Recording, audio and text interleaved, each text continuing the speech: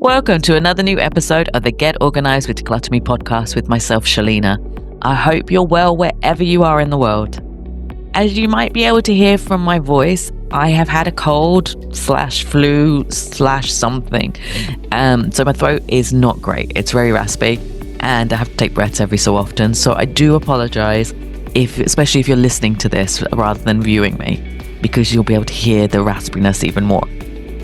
If you've had the same thing, like, my sympathies are with you because it's not great. You know, you think the winter's over and you're not going to have a cold flu anymore, and then this happens. It's just great timing as always, isn't it? So anyway, welcome to another episode with my raspy voice. Whether you're tuning in for the first time or you've been a loyal listener for ages, I'm so happy to have you on here today to listen to me, even with this dodgy voice. Your support truly means the world to me. Sharing my passion for decluttering and organising with you every week is just a joy, and I feel so lucky to do what I love. If you're enjoying the podcast, I'd be so grateful if you could help spread the word, whether it's by following or subscribing, sharing with your friends and family, leaving a review, just something. Your feedback makes all the difference and helps me bring so much more helpful content out there. So now let's talk about something that I've seen over and over again in clients' homes. You've done the decluttering, you've tried organising, but your home still looks messy. Well, it might not be because you have too much stuff. It could be actually down to your interior design choices.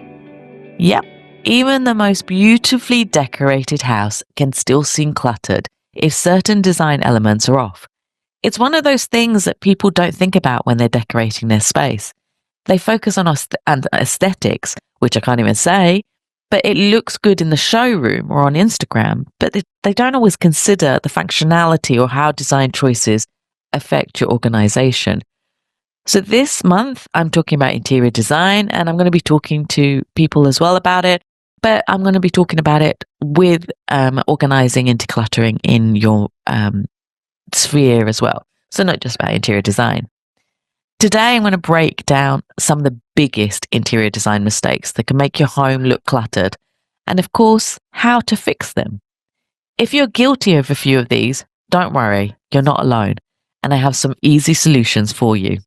Mistake number 1 is having too much furniture in one space. This is one of the most common mistakes I see in homes, particularly in living rooms, but also in bedrooms, dining areas, and even hallways. People love furnished furniture, and understandably so. A well-decorated home should feel cozy, inviting, and functional. But there is a fine line between having a well-furnished space and one that feels cramped, overwhelming, and frankly cluttered. I've walked into homes where the living room feels like an obstacle course. Large sofas pressed up against walls, 2 or 3 armchairs squeezed into corners, a bulky coffee table in the middle, side tables crammed next to every seat, a bookcase bursting with books, and decor, a TV stand overloaded with media devices, and just for good measure, a console table behind the sofa, because, you know, we all need to have a console table.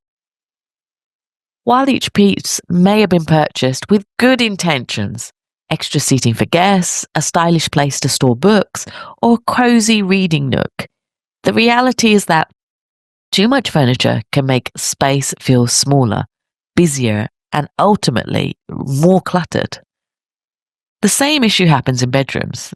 Oversized beds that barely leave room to walk, multiple dressers when one would suffice, armchairs that become dumping ground for clothes, and side tables so big they might as well be another dresser. And I really don't understand these side tables that have to be so huge. I know, especially in the UAE, the bedrooms can be really large and you want to fill up space, but some of them, they are like massive tables. So why does this happen? Well, there's a few reasons. One is impulse buying. You see a piece of furniture you love, and instead of thinking about how it'll fit into your space, you buy it because it looks great in the shop or online or on Instagram. Second is holding on to old furniture. So many people add new furniture without removing the old pieces. That armchair you never sit in is probably still there because you feel guilty about getting rid of it. Then you're trying to fill empty spaces. There's this idea that if a space looks empty, It needs to be filled with something. But sometimes empty space is a good thing. So how do we fix it? Be realistic about what you actually use. Walk into your living room or any cluttered room and ask yourself, when was the last time I used that piece of furniture? Does it add function to the space or is it just taking up room? Would the room feel more open and practical if I removed it?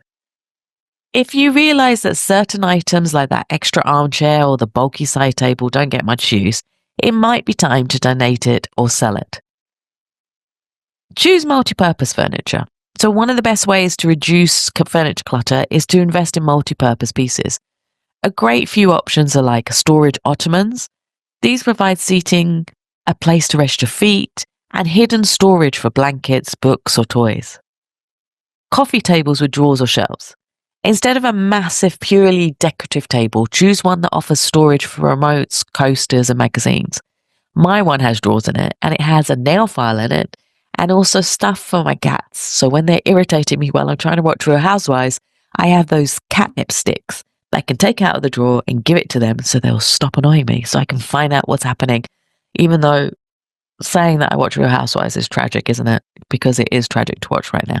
But anyway, yeah, I have things in my drawer. Essentials. Oh, and tissues. I have a lot of tissues. Sofa beds are also great. If you need a guest bed but don't have a separate guest room, a stylish sofa bed can replace an extra bulky couch or futon. Extendable dining tables. If you only need one large table for occasional guests, like when you have Christmas or Thanksgiving, an extendable table saves the space while still being functional for gatherings. Negative space, empty space between furniture is crucial for making a room feel open, airy, and organized. You don't need to push furniture up against the walls or fill every corner. Sometimes allowing the room to breathe makes it feel much more livable and inviting. So here's a few guidelines. Aim for at least 60 to 80 centimeters of walking space between your furniture pieces. If possible, pull off sofas and chairs slightly away from the walls rather than pressing them right up against them. This creates a more balanced look. And I have tried this because mine used to be stuck on the walls. And yeah, it does. It gives it a look. Avoid having too many pieces of furniture at similar heights. So mix taller and lower pieces to add visual interest without overcrowding. Another major issue is choosing furniture that's too big or too small for the space. If you have a small living room, avoid oversized sectionals that take up too much space. Opt for a sleek, well-proportioned sofa instead. In larger rooms, avoid filling the space with too many small pieces. Instead, invest in a few statement pieces that balance out the room without looking cluttered. Instead of lining every piece of furniture against the walls, try floating furniture. Arrange seating around a focal point like a fireplace or a TV, and use a rug to define that space. This often creates a more open, inviting atmosphere. Mistake 2 is overstuffed open shelving. Open shelving can be a brilliant design feature when styled correctly. It can make a space feel lighter, add character, and serve as a great display for books, decor, and functional items. But here's the problem. Most people don't style their open shelving. They just pile things onto it. I know, because I then have to declutter it. I see this mistake all the time, particularly in kitchens and living rooms. Open shelving is meant to showcase curated items, but instead it often becomes a dumping ground for everything under the sun. Mismatched books, old paperwork, half-used candles, souvenirs from 5 different holidays, random cables, and even household essentials like batteries and medicine boxes. And always those Allen keys you get from IKEA. They're always on those open shelves. The result? Instead of looking intentional and stylish, the shelves look cluttered and chaotic. But why do open shelves get so messy? A few reasons are: there's no clear purpose. If you're not sure what should go on the shelves, you'll just keep on adding things randomly. There's a lack of storage elsewhere, so if cupboards and drawers are full, shelves become an overflow space for everything. People keep adding, but never taking things away, so the shelves become overloading. Or overloaded even. There's too many small things. So trinkets, small books, and miscellaneous objects create visual clutter when not grounded properly. Now, I'm not saying you shouldn't have open shelves at all. They can be a great way to add personality to a space, but if they're not styled correctly, they'll always look cluttered, no matter how much decluttering you do elsewhere. So, how can you fix it? One of the easiest ways to make open shelving look more cohesive is to group items by color. This doesn't mean you need to go out and buy all white or all beige decor unless that's your vibe. And I mean, I go to houses every week, new houses that have been renovated, and beige is the vibe right now. And that boucle sofas, I was teasing my client today about it. But keeping a consistent palette will make the shelves look intentional rather than random. So, for example, in a kitchen, you could group white plates and bowls together or stick to natural materials like wood, ceramic, and glass. In a living room, keep books in similar shades together or use neutral tone bookends to unify different colours. If you love colour, try arranging the books in a gradient or using a colour effect. And dare I say it, and I'm saying it with this face, rainbow, for a fun yet organised look. Yeah, I have been asked several times to do rainbow on bookshelves. I don't love it because I have to sit and think about what the colours of the rainbow are. And if you've heard me talking about the certain company that loves the rainbow, you'd have heard my complaints before. But it does look good sometimes, especially on those kitchen shelves with the cookery books. That's the only time I'm going to say that. Next, use decorative baskets or boxes for small items. So small objects are the biggest culprits of visual clutter. Instead of scattering little items everywhere, contain them in a stylish storage solution. So you could use woven baskets or fabric boxes to store things like cables, stationery, or miscellaneous bits and bobs. Try decorative boxes that match your decor for a polished look. In the kitchen, use labeled containers for food items instead of leaving random packages out on display. If you have a lot of mismatched items that you need to access easily, place them inside a decorative box instantly so that it makes the shelf look more organized. Have you heard of the 2/3 rule? This is a simple styling rule I've heard to remember. Leave at least 1/3 of the shelf empty. This negative space prevents overcrowding and makes the display looks more curated. So here's how you can do it. If you have books that don't line up across the whole shelf, leave some gaps and stack a few horizontally. Balance out larger decorative pieces with empty space around them. Avoid cramming every inch with trinkets. Sometimes less is more. This technique tricks the eye into seeing the space as organized, even if you have a variety of objects. It's tempting to treat open shelves like a mini museum, but too much decor can quickly turn into clutter. So ask yourself, do I actually like this item, or am I just putting it there because I have space? Does it contribute to the overall aesthetic, or is it just another dust collector? Could I swap this for something more useful, like a stylish storage container? A good trick is to rotate decor seasonally rather than keeping everything on display at once. Store some pieces away and swap them out every few months to refresh your space without adding clutter. Bonus tips for different rooms. So in the kitchen, limit open shelving to items you actually use, like plates, mugs, or glassware. Keep food in uniform jars or containers rather than displaying half-used bags of pasta or cereal.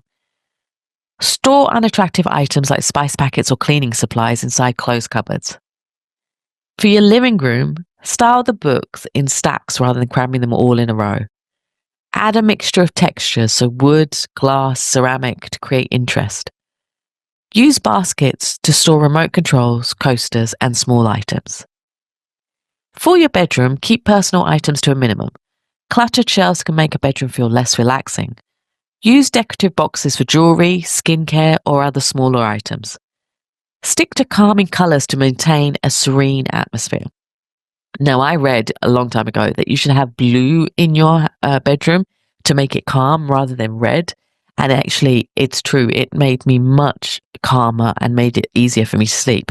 I changed to pink and I am regretting it slightly, but I have to have it for now. Talking of mistakes, let's do number 3, over-decorating every surface. I completely understand the urge to decorate every available surface in your home. A beautifully styled coffee table, sideboard, or bookshelf can elevate the look of a room and make it feel warm and inviting. However, there's a really fine line between a well-curated space and one that feels cluttered and overwhelming. It's easy to get carried away, especially when you've collected decorative pieces over time. Before you know it, your console table is packed with vases, candles, picture frames, and ornaments from different places. Your shelves are filled with trinkets, and your coffee table is a stack of books, a tray, a bowl, a candle, and some flowers. Instead of looking elegant and put together, the space feels visually chaotic. So why does over-decorating happen? There are a few reasons people fall into this trap. There's sentimental attachments, so every piece has a story or a memory attached, making it hard to part with. There's a fear of empty spaces, which we've talked about before, but many people think an empty space looks unfinished or boring. There's the impulse buys, so home decor storages and Instagram make it tempting to buy new decorations frequently. And you're not rotating your items, so instead of swapping the decor in and out seasonally, everything just stays put, leading to overcrowding. The key to a well-decorated space is balance. You want to add personality and warmth, but without creating unnecessary clutter. So how do you fix it? There's the rule of 3. It's a great styling trick, grouping items in sets of 3 rather than scattering pieces randomly. This creates a visual balance and makes decor feel more intentional. So for example, on your coffee table, you could have a stack of books, a candle, and a decorative bowl, and that's it. On your sideboard, a lamp, a framed photo, and a small plant work well together. On your bookshelf, use a mix of books, a sculptural object, and a framed picture. This approach makes surfaces look styled rather than cluttered while keeping them functional. So one of the biggest mistakes I see is the fear of negative space. People think that if there's an empty spot on a table, shelf, or dresser, it must be filled. But in reality, empty space helps highlight your decor rather than making everything blend into a visual mess. So if your coffee table's covered in objects, remove half of them and see how much cleaner the space feels. If you have a console table, remember it doesn't need to have decor across the entire surface. Leave some areas empty for balance. Instead of placing multiple picture frames on a nightstand, consider just one, paired with a lamp. Negative space helps keep the eye focused on what's actually important and what's there, rather than being overwhelmed by too much visual information. Next, remember to rotate your decor seasonally. If you love collecting home accessories, that's fine. The key is to swap out the pieces regularly rather than displaying everything at once. So try this. Store away some decor and bring it out seasonally to refresh the space. Change up your throw pillows, your table decor, and your accessories throughout the year. Create a decor storage box where you keep extra pieces and rotate them in when you want a new look. This way, your home feels stylish, fresh, and not cluttered. And also, it doesn't look like a cluttered showroom. Next, you need to prioritize on functionality. Decor shouldn't make your space harder to use. If you have to move 10 things just to put down a cup of tea on your coffee table, there's too much decor. In the kitchen, keep your countertops as clear as possible. Only display functional items like a fruit bowl or a coffee maker. On bedside tables, stick to a lamp, a book, and maybe a candle and one frame. Too many trinkets can create dust traps. On entryway tables, this should be simply a place for your keys, a small vase, and a decorative bowl for change if there's room. The goal is to enhance your space, not make it harder to live in. Next, be intentional with your decorative pieces. So instead of cluttering your home with lots of small decorative objects, choose a few statement pieces that really add impact. So a large vase with fresh flowers makes more of a statement than several tiny ornaments. A framed piece of artwork can do more for a wall than a dozen small knickknacks. One elegant sculpture or decorative bowl can be enough for a console table. And always remember to ask yourself when you look at these pieces, do I love this piece or am I just keeping it because I have to? Does it contribute to the overall look I want for this space? Could I remove a few items and still achieve the same effect? Mistake number 4 is too many bold patterns competing for attention. So patterns can add personality, warmth, and depth to a space, but when overused or mismatched, they can turn a room into a visual battleground. I love a well-placed geometric rug or a standing patterned wallpaper, and I've seen some stunning ones. But if you combine that with floral curtains or a striped sofa and a brightly patterned cushion, the space starts to feel overwhelming rather than stylish. Too many competing patterns create visual noise. Your eyes don't know where to focus, and instead of feeling cohesive, the room feels chaotic and busy. This can make a space feel smaller, more cluttered, and even stressful to be in. There are a few common reasons why people fall into this pattern overload trap. Impulse buying, which we've talked about often, you see a gorgeous cushion cover and you think, yeah, that'll be great. Then a rug that looks fantastic on its own, but with your furniture and your designs, it doesn't go at all.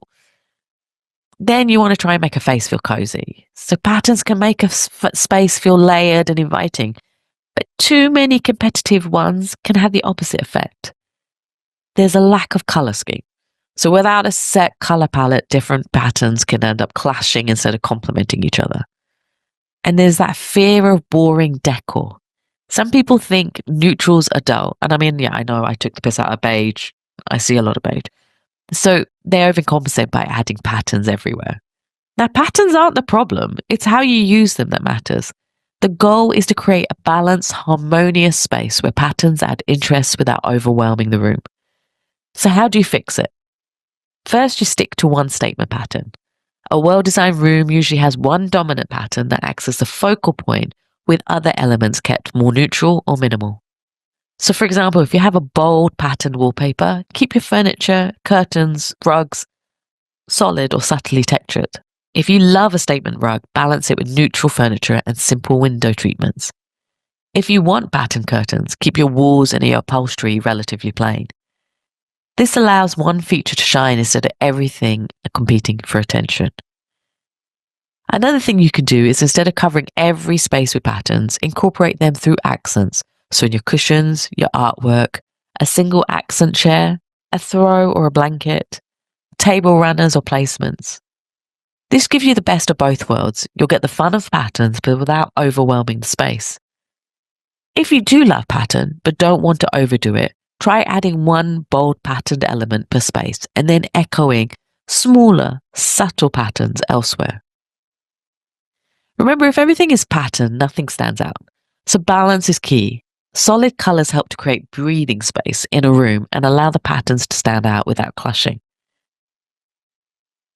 So for example, a geometric patterned rug, pair it with a solid colored sofa and neutral curtains. Floral curtains, use solid colored furniture and a simple textured rug instead of another busy pattern. If you have striped wallpaper, plain bedding and furniture will help tone it down. This approach ensures the space looks thoughtfully designed rather than cluttered and chaotic.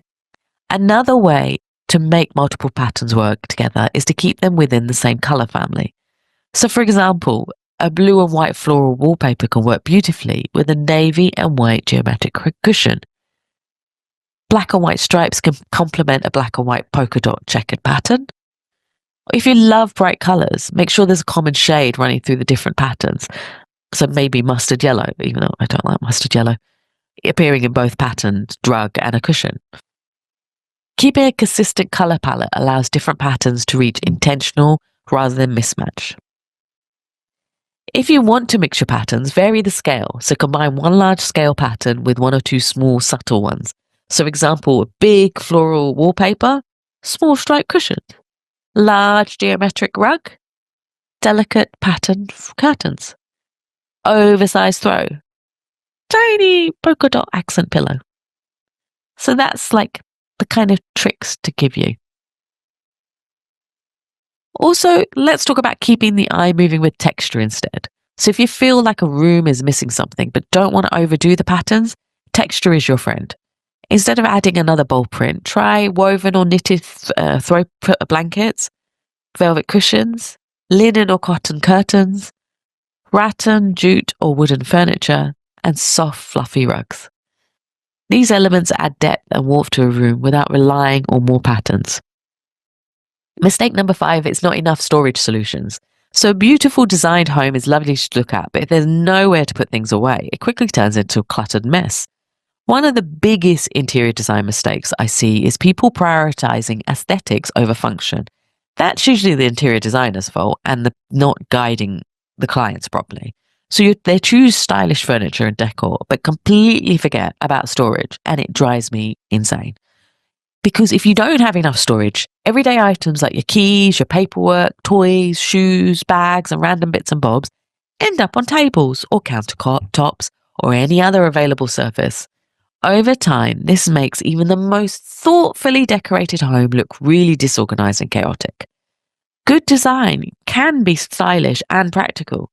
A well-organized space isn't just about the decluttering, it's about having designated homes for your things so that surfaces stay clear and your space feels effortlessly tidy. So why do people neglect the storage? Mostly it's because they prioritize look over function. A sleek, minimal sofa might look great, but if it doesn't have storage or complement an organized space, clutter will pile around it. They don't plan for storage needs, so many people underestimate how much storage they'll actually need in small spaces. They assume storage means ugly plastic bins. Storage solutions have come a long way since I started, like over 12 years ago. There are plenty of beautiful, practical options that blend seamlessly with interior decor. Or it's holding on to too much stuff. So even the best storage systems can't save that much space if there's too much stuff and not enough decluttering. So how can you fix it? First, storage doesn't have to be ugly plastic bins, as I've said. Today, go to the shops, go to the furniture shops. There are smart and stylish storage solutions that blend seamlessly with home decor. You can get woven baskets or fabric bins, which are perfect for the living rooms, bedrooms, and entryways. You can store blankets and magazines, kids' toys, or pets' accessories. You can get ottomans with hidden compartments, decorative storage boxes, coffee tables with built-in drawers or shelves, as I've said before, and underbed storage, which is actually really, really useful. Instead of buying storage as an afterthought, choose furniture that naturally offers built-in storage. If your floor space is limited, think vertically. So walls are an untapped storage opportunity in so many houses. So you can get floating shelves above desks, sofas, or kitchen counters to keep books, decor, and essentials neatly stored. You can get wall-mounted organizers in entryways or home offices for keys, mail, and paperwork.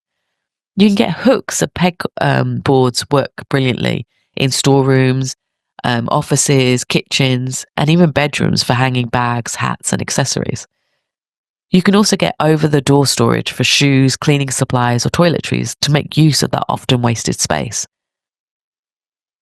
Remember, wall-mounted solutions free up floor space.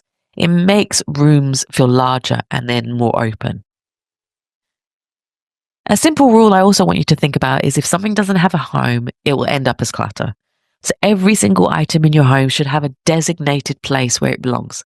If it doesn't, ask yourself, do I actually need this item? If not, declutter it. Where would I naturally look for it? That's where it should be stored. Is it something I use daily? If yes, it should be easily accessible. If not, store it away. Quick fixes are here. So keep a tray or bowl near the entryway for keys and wallets.